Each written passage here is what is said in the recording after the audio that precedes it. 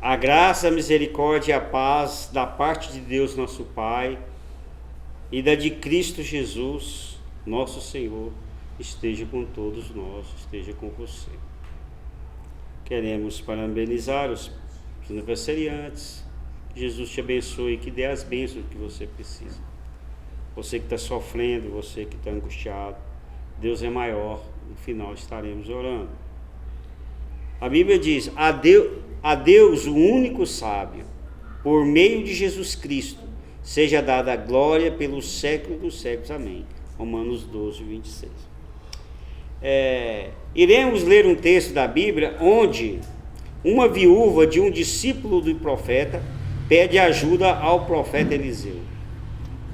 Está lá, lê 2 Reis para mim.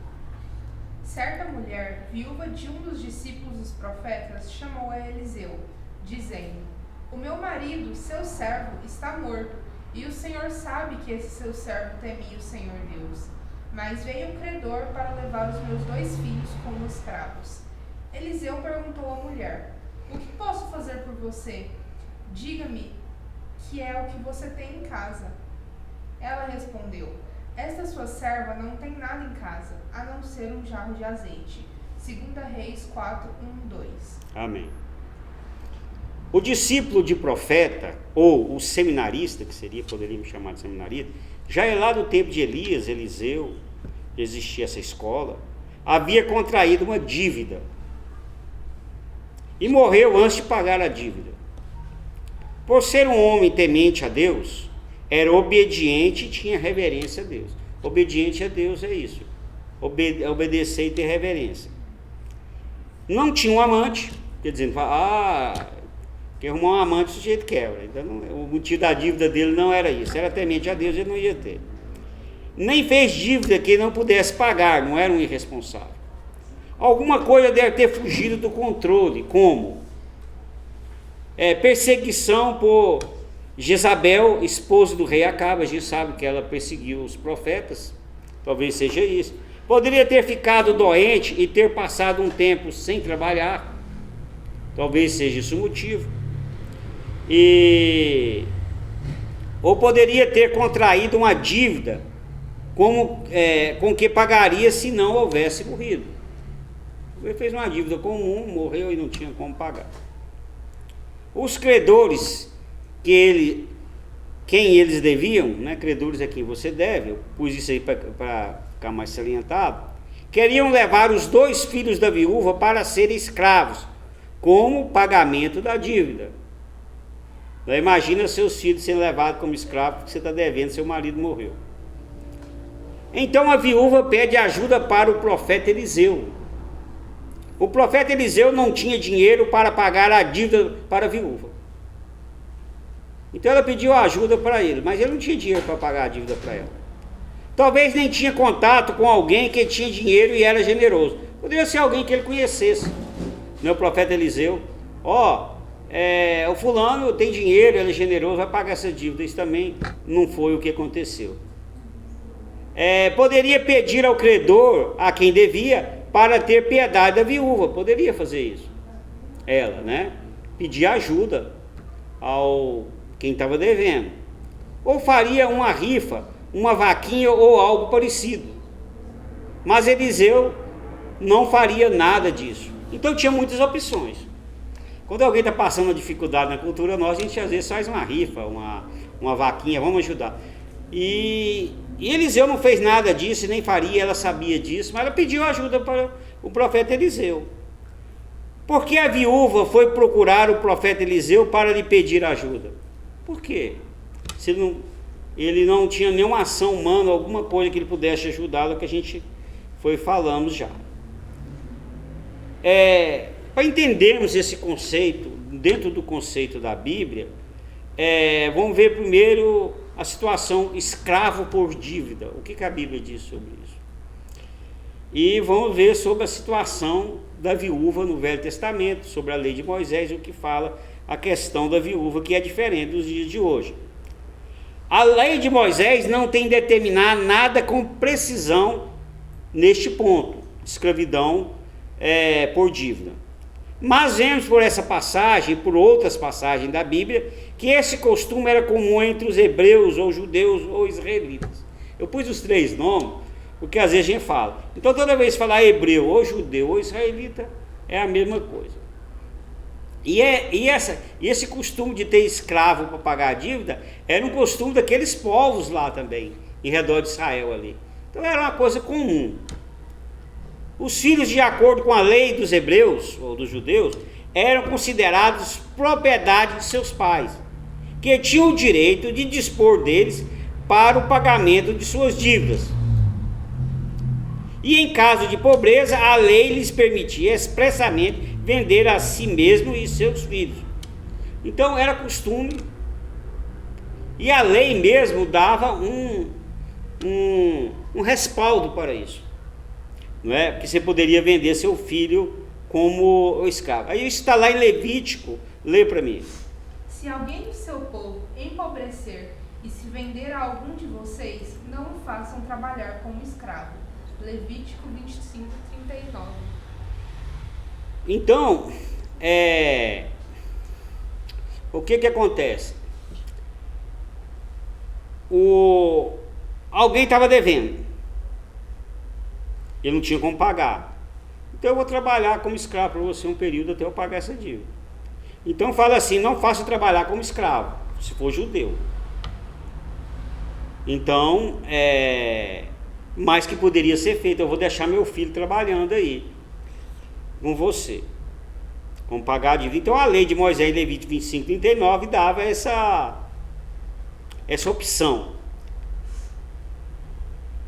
Mas como pagamento de dívida mesmo, que a gente vai ver ser escravo, está lá em Êxodo 22:3b, caso um ladrão roubasse uma casa, alguma coisa, e não tivesse dinheiro para pagar, fosse pego, aí ele era vendido como escravo mesmo, aí é como escravo.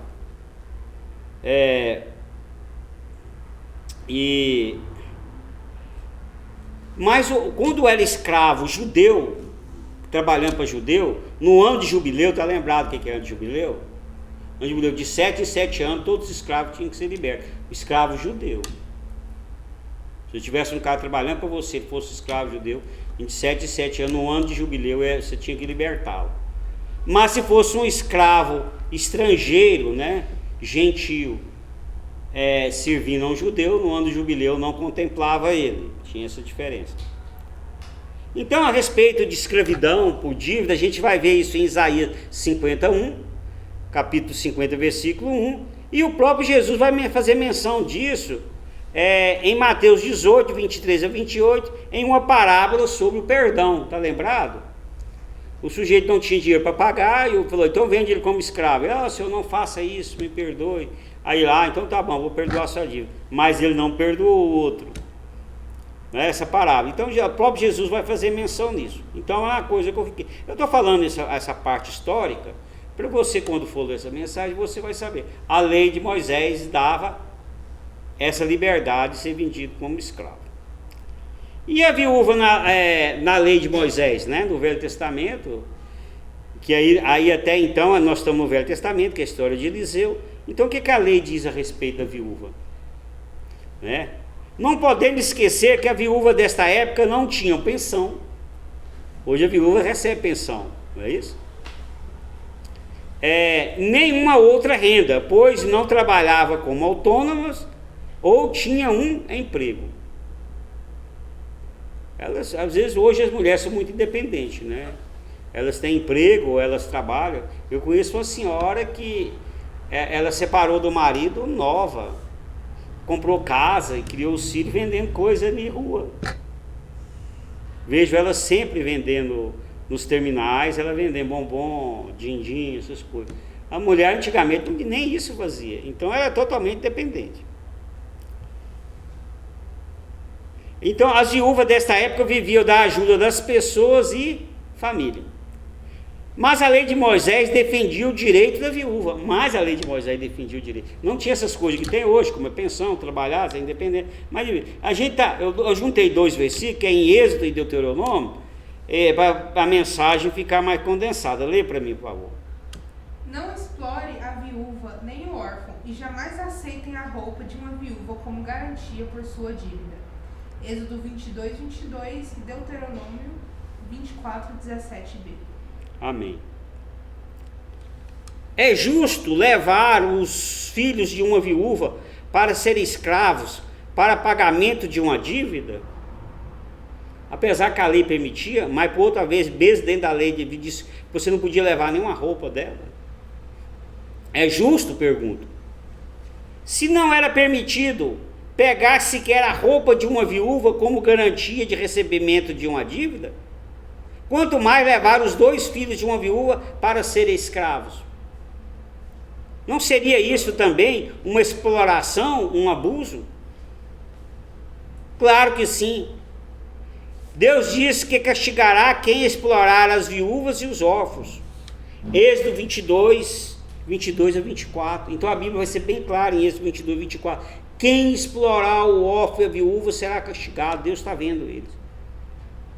Então isso que esse homem está fazendo, apesar que a lei dá um respaldo para isso, escravidão como viúva, mas ele estava sendo injusto. Essa viúva, a gente vai ver no decorrer da narrativa que ela não tinha nada em casa. Esse homem não pensou em nenhuma vez em ajudá-la. Ninguém foi lá ajudá-la. Mas fez o quê? Foi tomar o que ela tinha. Isso não era bom, o que ele fez. Então vamos à narrativa, vou procurar ser rápido, para não ser longe, para ver o que aconteceu com esse episódio aí dessa viúva e o profeta Eliseu. Não fala o nome da viúva, fala que ela tinha 2 filhos e não tinha nada em casa. A gente entrou um pouco no contexto histórico para a gente entender um pouco. Certo dia, a mulher de um dos discípulos do profeta foi falar a Eliseu: teu servo, meu marido, morreu. E tu sabes que ele temia o Senhor, mas agora vem um credor que está querendo levar os meus 2 filhos como escravos. A viúva do aluno de profeta pediu ajuda para a pessoa certa, um servo de Deus. Então, a gente já viu que humanamente Eliseu não tinha como ajudá-la de jeito nenhum. Ele não tinha dinheiro, não conhecia alguém que tinha, ele nem pediu ajuda para o credor para que não fizesse isso, ele não tinha, mas ela pediu ajuda para ele. A gente já pergunta a nossa, por quê? Então ele faz o seguinte, olha o que o profeta Eliseu faz.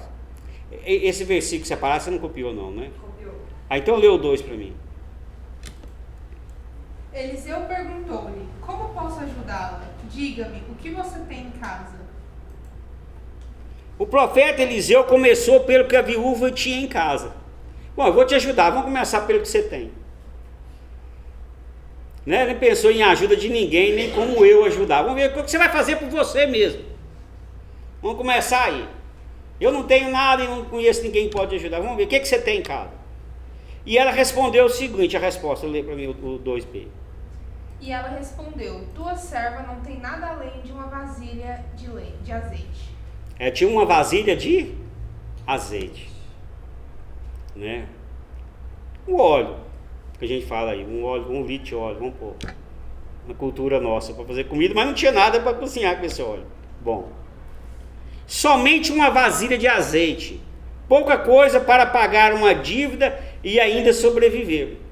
Ou nada, mas era o que a viúva tinha, é o que ela tinha. Assim como Moisés tinha apenas uma vara para ir até Faraó. Nada além de uma vara.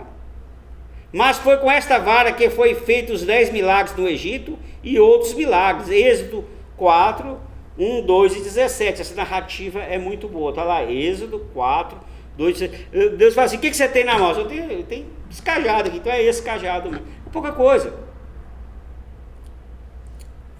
Então, Eliseu, com essa botija que ela tinha de água, de azeite, né? Já falamos água, já falamos leite, mas é azeite. Firma aí, azeite. Então, ele vai mandar dar essa ordem. A segunda ordem de Eliseu é essa aqui. Lê para mim o 3. Então disse Eliseu: vá pedir emprestadas vasilhas a todos os vizinhos, mas peça muitas. O milagre tem que ser grande, pois o problema era enorme. Era muita vasilha. Porque pagar a dívida e sobrar dinheiro para as despesas. Tinha que envolver a família e os vizinhos. A coisa era abrangente, tinha que ser um milagre grande, muita vasilha, envolver os filhos, que foi atrás das vasilhas, e envolver a vizinhança. Né? A gente precisa ter amizade com as pessoas, cativar as pessoas, porque às vezes quando a gente nem espera, a gente precisa da ajuda das pessoas. Se fosse uma mulher enjoada, falar, não, vou te emprestar, não. Mas eles emprestaram. E Eliseu prossegue, lê o 4. Depois entre em casa com seus filhos e feche a porta. Derrame aquele azeite em cada vasilha e vá separando as que você for enchendo. Amém. A viúva não sabia o que iria acontecer. Pegou as panelas, mandou, confiava no profeta. Que coisa mais estranha, ele me deu dinheiro, nem arrumou alguém. Pediu para pegar a panela com o vizinho, que coisa estranha. Mas ele obedeceu. Parecia uma coisa sem sentido, encher várias vasilhas de água. Mas para o milagre acontecer, tem que haver obediência. Tem que acreditar no sobrenatural. Aí que está o milagre, o sobrenatural. Às vezes o cético, não acredita nisso porque não crê no sobrenatural. Aí não tem como acreditar no milagre. A viúva e os filhos fazem o seguinte. Depois disso, ela foi embora, fechou-se em casa com seus filhos e começou a encher as vasilhas que eles lhe traziam. Quando todas as vasilhas estavam cheias, ela disse a um dos filhos, traga-me mais uma. Mas ele respondeu, já acabaram. Então o azeite parou de correr. Amém. Então quando ia pôr no azeite, a vasilha estava cheia, virava azeite já de imediato. Aí chegou um ponto que não tinha mais vasilha. Não é?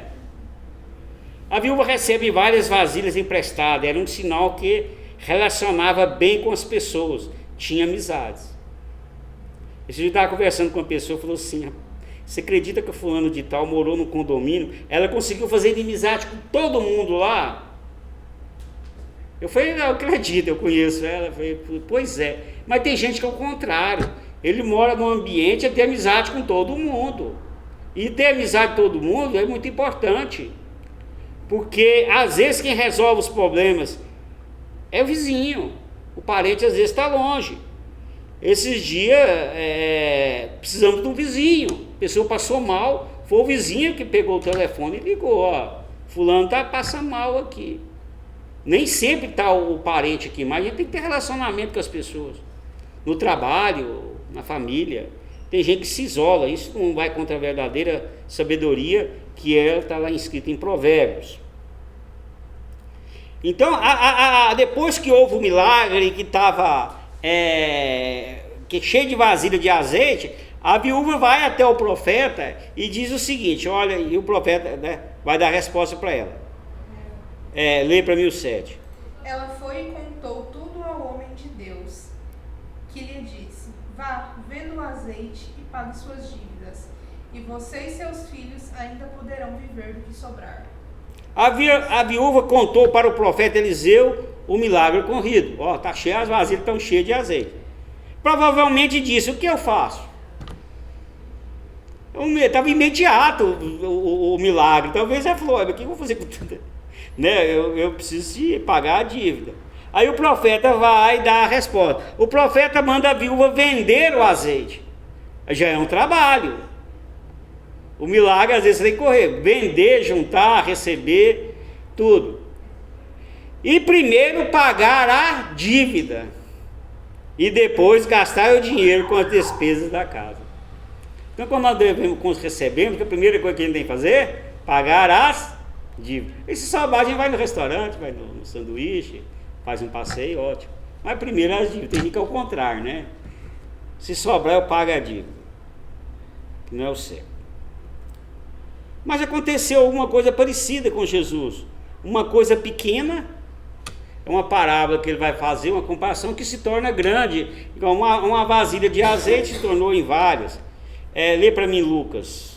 Então Jesus perguntou, com que se parece o reino de Deus? Com que o compararei? É com um grão de mostarda que o homem semeou em sua horta. Ele cresceu e se tornou uma árvore, e as aves do céu se fizeram ninhos em seus ramos. Lucas 13, 18 e 19. Bom, outra hora a gente vai tirar só para falar sobre essa parábola, porque na verdade essa planta, ela é muito assim, ó, em extensão, não em altura. O reino de Deus começa com uma pequena coisa. O quê? A nossa fé. Começa com uma semente muito pequena que transforma em uma árvore. Como uma simples vara de Moisés, em que ele faz vários milagres. Começa com apenas um jarro de azeite e termina em vários jarros de azeite.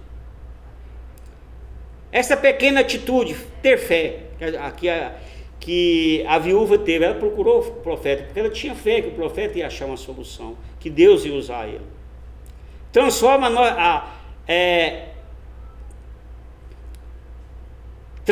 nossas vidas, a pequena fé, essa pequena atitude, o grãozinho de mostarda, a vara de Moisés, um jarro de azeite, transforma nossas vidas, nos faz crer em Jesus para a salvação, nos faz recebermos todas as bênçãos de que precisamos.